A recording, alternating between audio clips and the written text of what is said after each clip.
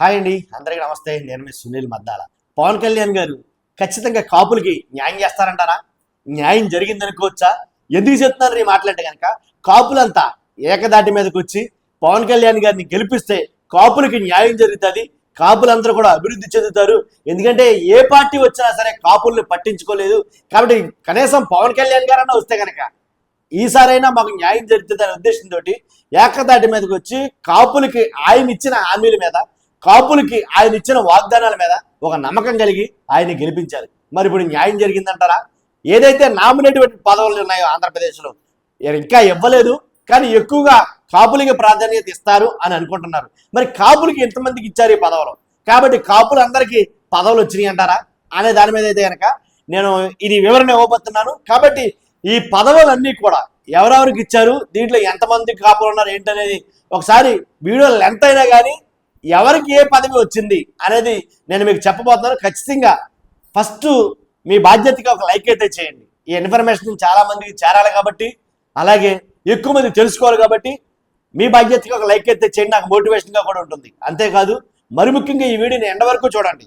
ఎవరికే పదవి ఇచ్చారు, కాబట్టి పవన్ కళ్యాణ్ గారు న్యాయం చేయగలిగారా, కాపులకి పవన్ కళ్యాణ్ గారు ఉన్న ఈ టైంలో కాబట్టి ఎంతవరకు మేలు జరుగుతుంది అనేది మీ అభిప్రాయం నేను తెలుసుకోలేకున్నాను. ఖచ్చితంగా మీ అమూల్యమైన అభిప్రాయాన్ని కామెంట్ రూపంలో తెలియజేయండి. పక్కాగా మన ఛానల్ మాత్రం సబ్స్క్రైబ్ చేసుకోవచ్చు. పార్టీలకు అతీతంగా ప్రజలకు అవసరమయ్యే వీడియోలు మాత్రమే ముందుకు వస్తుంటాయి. కాబట్టి ఫస్ట్ అయితే కనుక లైక్ చేయండి. లైక్ చేశారు కదా?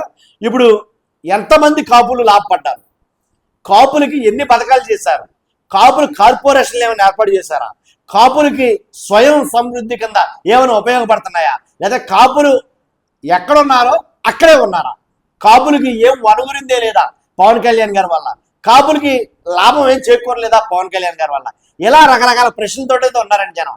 కానీ ఇలాంటి సందర్భంలో ఈ నామినేటెడ్ పదవులు మ్యాక్సిమం సామాజిక వర్గానికి సంబంధించినవిగా నామినేటెడ్ పదవుల్లో ఎక్కువ మంది కుల సమీకరణ ఏదైతే కుల సామాజిక వర్గం ఉందో దాన్ని బేస్ చేసుకుని నామినేటెడ్ పదవులు ఇచ్చారా అనే ఒక రాజకీయ మాటలు చాలా మటుకు వినిపిస్తున్నాయండి.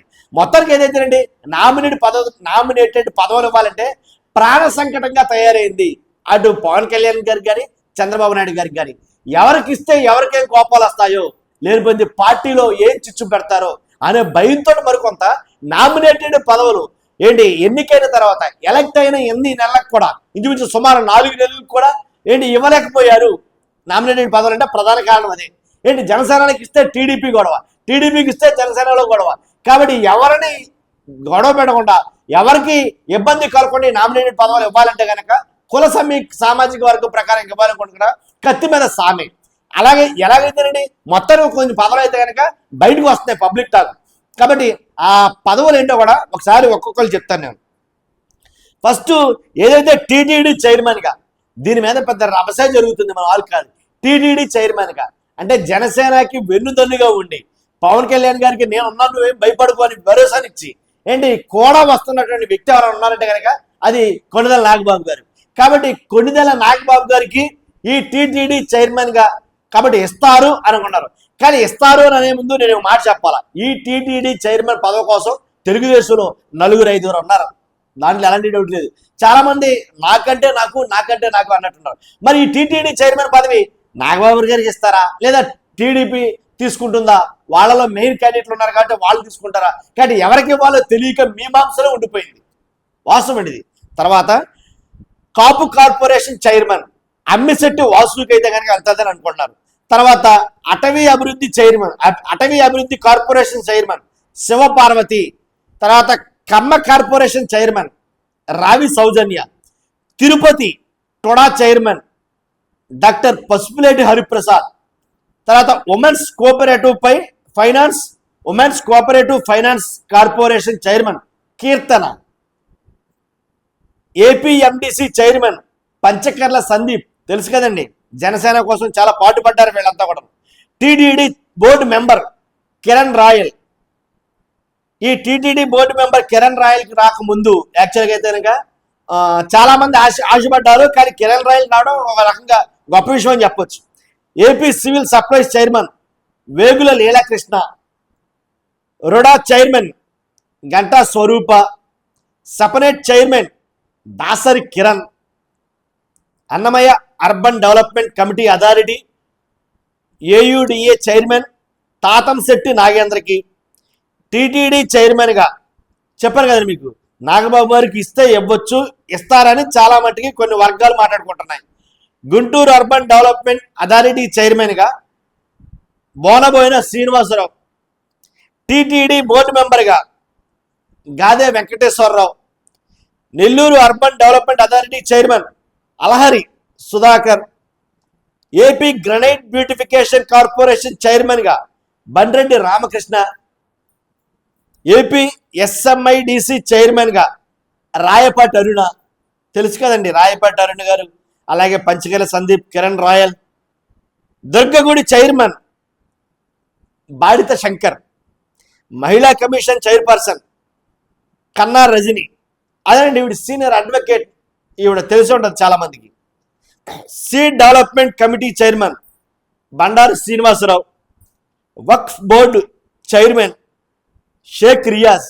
కాబట్టి ఇలాగా అంటే 25% పోస్టులు అయితే కనుక జనసేనకి వస్తాయి అనే దానికి జనసేన నాయకులు కాడించి అధినాయకుడు పవన్ కళ్యాణ్ గారి వరకు ఆలోచిస్తున్న మాట ఇది.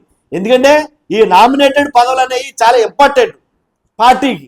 ఎందుకంటే పార్టీ కోసం అహర్నిశలు కష్టపడి అఘోరాత్రులు శ్రమించి కాబట్టి పార్టీకి కావాల్సినటువంటి అన్ని రకాల ఇన్పుట్స్ అందించినటువంటి నాయకులు వేళ్ళు, మామూలుగా కాదు. ఎందుకంటే ప్రతిఫలాన్ని ఆశించకుండా పనిచేసినటువంటి వాళ్ళు అనమాట. ఇప్పుడు వీళ్ళకి పదవులు ఇవ్వడం చాలా చాలా ఇంపార్టెంట్ లెక్క అనమాట. కాబట్టి ఎవరికి తగ్గినా సరే చాలా ఇబ్బందులు ఎదుర్కొంటారు. అలాగే దీంట్లో పదవులు లేక ఏమీ లేక చాలా మటుకు ఇబ్బంది పడి బయట పార్టీల్లోకి వెళ్ళిపోయినటువంటి జనసేన నాయకులు ఉన్నారు, మీకు చాలా మందికి తెలుసు. కాబట్టి వీళ్ళ ఈ పోస్టులన్నీ కూడా ఖచ్చితంగా కన్ఫర్మ్డ్గా జనసేన పార్టీకి అయితే కనుక చెందినవి, అలా ఇవ్వాలి అనేది వాళ్ళు భావిస్తున్నారు. ఇది ఎందుకనే లిస్టు. కాకపోతే ఇది కాకుండా కొన్ని పోస్టులు అయితే కనుక టీడీపీకి ఇవ్వడం జరుగుతుంది, కానీ టీడీపీ తీసుకున్నాకే జనసేనకి ఇస్తారు అని ఒక వాదన అయితే ఉంది. నిజంగా అలా జరిగితే కనుక మళ్ళీ ఒకసారి జనసేన త్యాగం చేయాల్సిన పని ఏర్పడుతుంది. ఎందుకంటే పార్టీ ఆవిర్భావం కంటే తర్వాత ఏదైతే టీడీపీలో అలియన్స్కి ఏర్పడ్డదో అప్పటి నుంచి కూడా త్యాగాలు చేసుకుంటూనే వస్తుంది జనసేన. ఏంటి సీట్లు కానీ ఎమ్మెల్యే సీట్లు కానించి ఎంపీ సీట్లు కానించి అలాగే ప్రతి దాంట్లోనూ త్యాగం చేసుకుంటూ కొన్ని పదవులు సీట్లు వదులుకుంటూ వస్తుంది జనసేన. కానీ ఇప్పుడు కూడా ఈ నామినేటెడ్ పదవుల్లో కూడా త్యాగాలు చేయాలా కొంపదీసి. కాబట్టి ఈ నామినేట్ పదవుల్లో కూడా త్యాగాలు చేయాలా, ఈ నామినేట్ పదవులు కూడా మేము వదులుకోవాల్సి వస్తుందా అని కొంతమంది కంగారు పడుతున్నారు, ఆందోళనలో కూడా ఉన్నారు కొంతమంది. ఆ మాట వాస్తవమే. ఇది చాలా చోట్ల చర్చ అయితే జరుగుతుంది జనసేనలో చాప కింద నీరులాగా ఇది ప్రవేశిస్తుంది. చాలా మంది మాట్లాడుకుంటున్న మాటలు ఇవి. కాబట్టి ఇప్పుడు కూడా మేము త్యాగాలు చేయాల్సి వస్తే కనుక ఏంటి మా పరిస్థితి అనే దాకా వచ్చేసారు వాళ్ళు. కాబట్టి ఏదైతే నామినేటెడ్ పదవులు ఉన్నాయో అవి ఎంత తొందరగా రిలీజ్ చేస్తే టీడీపీ కానీ అలాగే జనసేన కానీ అంత మంచిదనమాట, ఇరు పార్టీలు కూడా.